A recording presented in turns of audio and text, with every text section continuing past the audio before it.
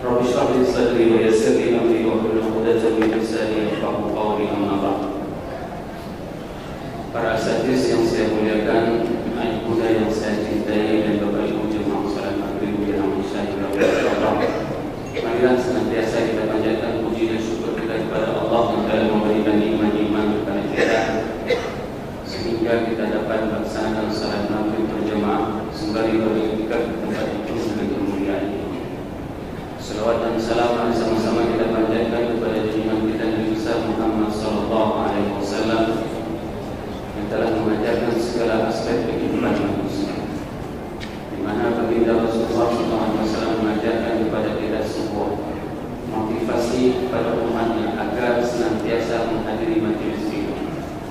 Majelis ilmu ini merupakan salah satu majelis yang dipenuhi oleh para malaikat. Uli ajnihati matna wa thulatha wa ruba'.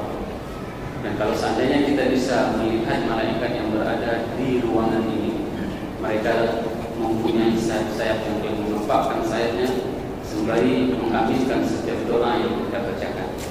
Oleh sebab itu, di dalam beberapa riwayat dikatakan bahwasanya salat 2 rakaat di dalam majelis ilmu, apabila kita berada di dalam majelis ilmu, dibandingkan dengan seseorang yang salat 2 rakaat setara dengan seseorang tersebut beribadah selama 100 tahun.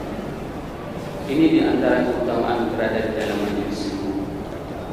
Namun masih ada di antara jamaah yang enggan untuk mengikuti majelis ilmu, padahal sudah sangat-sangat jelas Rasulullah SAW mengatakan majelis ilmu itu adalah rawdatun min riyadil jannah, taman surga. Namun dikarenakan bukan karena semanhaj dengan mereka, maka mereka tidak akan pernah mau mengikuti majelis ilmu.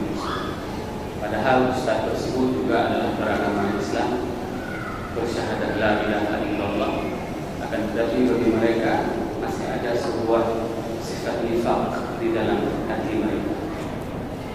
Oleh sebab itu, Bapak Ibu jamaah yang dirahmati Allah, senantiasa kita memperbanyak selawat kepada baginda Rasulullah sallallahu alaihi wasallam, karena berselawat kepada baginda Rasulullah merupakan salah satu cara bagi kita untuk meningkatkan kecintaan kita kepada baginda Rasulullah.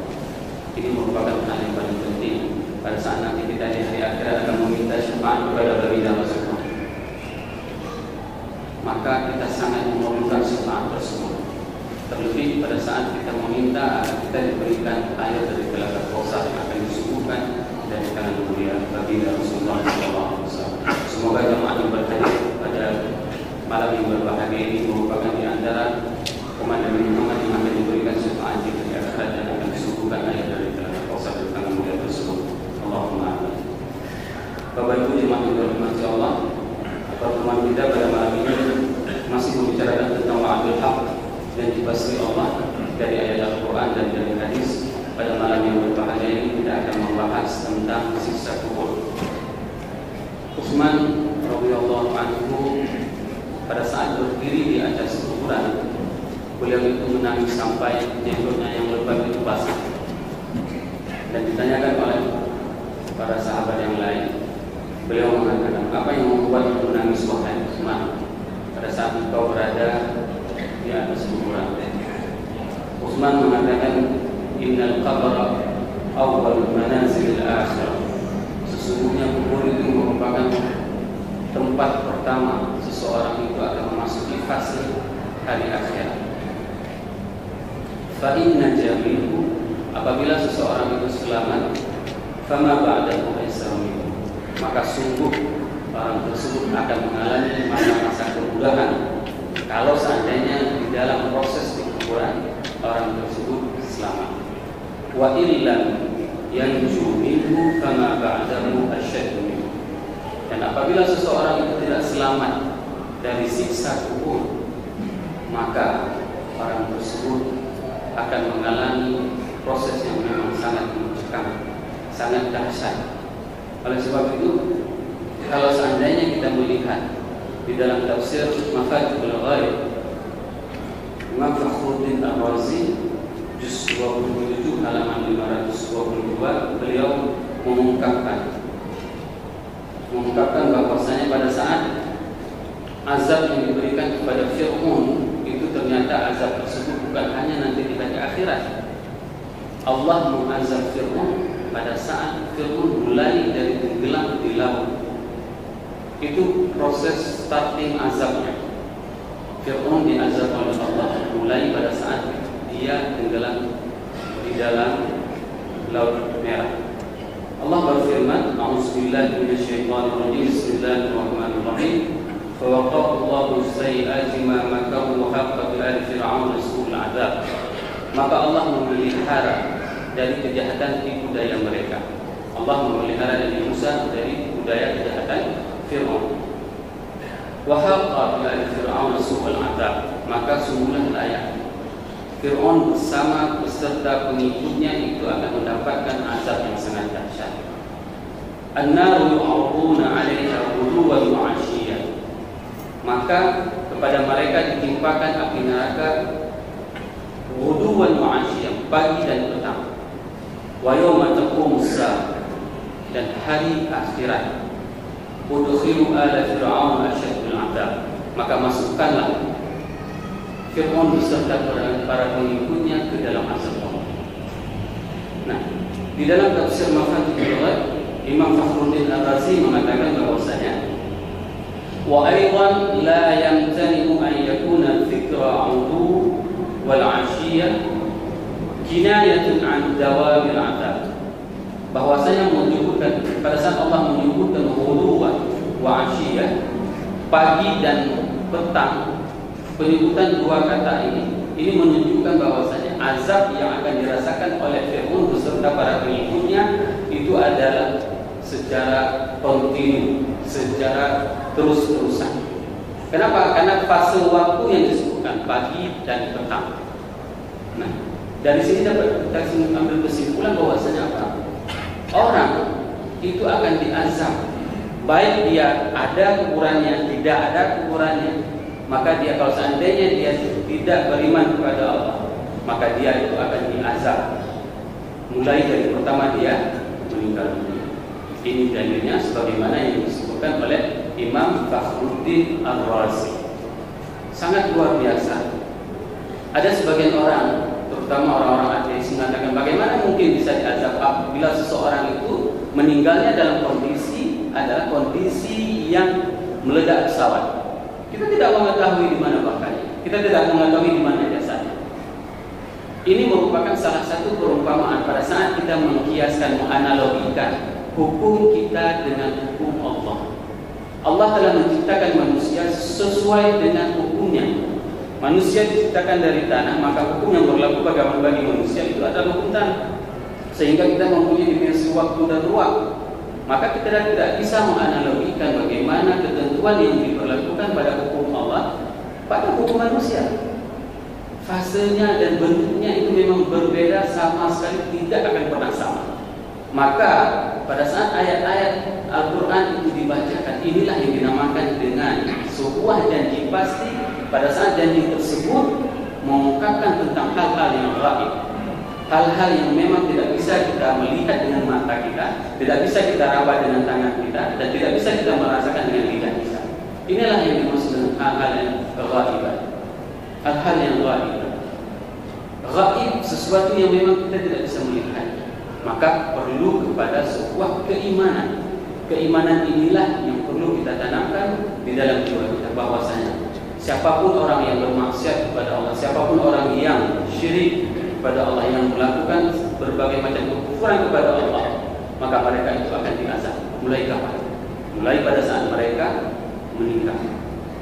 Baik mereka mempunyai kuburan atau tidak, mereka akan mendapatkan azabnya sebagaimana ayat yang kita bacakan tadi.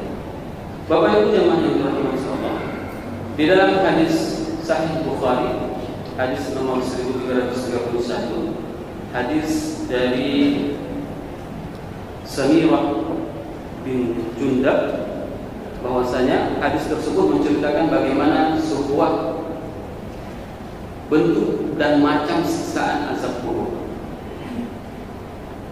Haddatsana Musa bin Ismail, haddatsana Jarir bin Hazim, haddatsana Abu Raja an Samurah bin Jundab qala Kana Nabi sallallahu alaihi wasallam idza shalla salata aqbala alaina biwajhihi faqala man ra'a minkum al-laila ru'yan.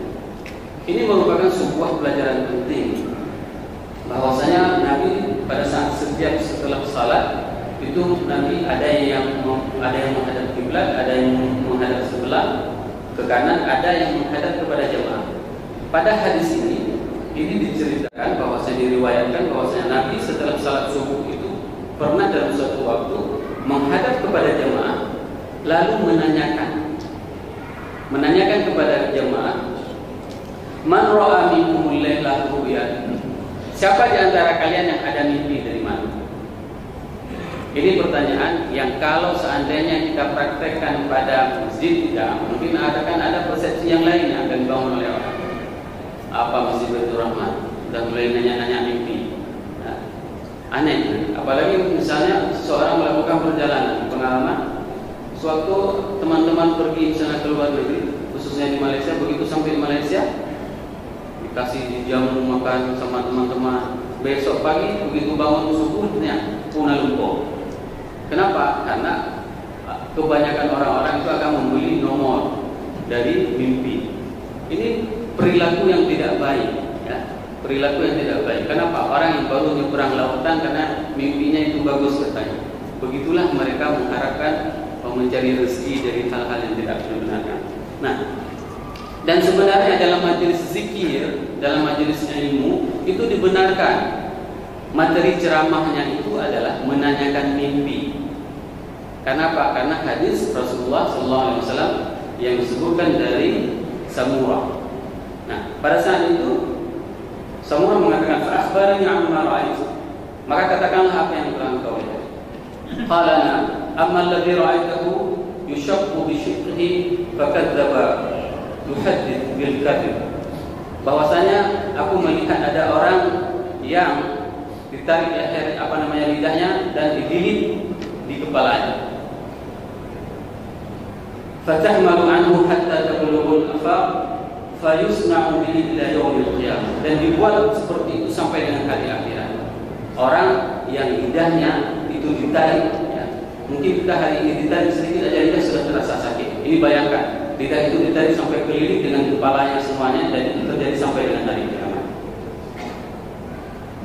Walladzi ra'aytuhu yusdahu ra'suhu farajulun allamahu Allahu al-Qur'an fanama 'anhu bil-lail wa lam ya'mal fihi bin-nahar yuf'alu bihi ila yaumil qiyamah. Dan ada orang yang diketok kepalanya dengan batu, dan dia itu sampai dengan pecah kepalanya. Kenapa?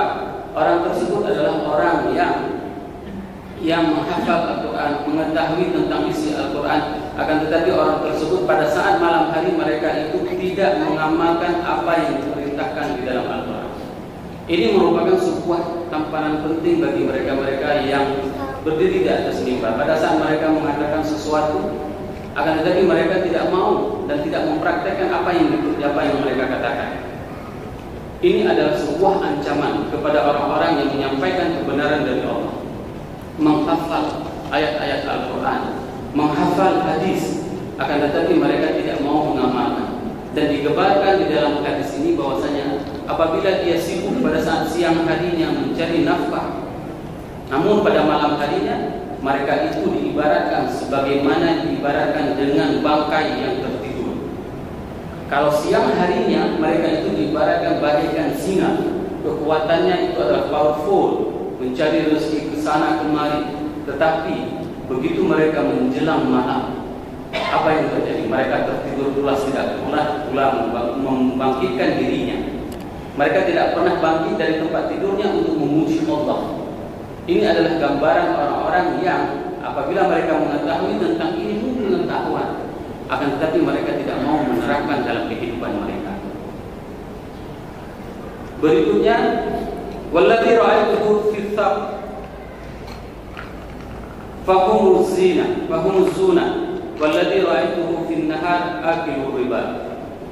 Dan orang-orang yang aku lihat fi thaqbin, thaqbin ini adalah open, fahumuz zuna,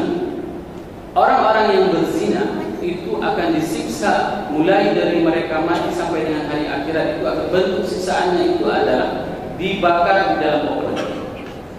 Oven itu adalah asap itu adalah oven di mana tempatnya di bawahnya itu besar, namun atasnya itu berbentuk corong kecil, sehingga kita tidak tahu bagaimana mungkin seseorang itu bisa dimasukkan dalam media seperti itu lalu dibakar, sehingga dia meronta-meronta di dalam dan tidak bisa keluar.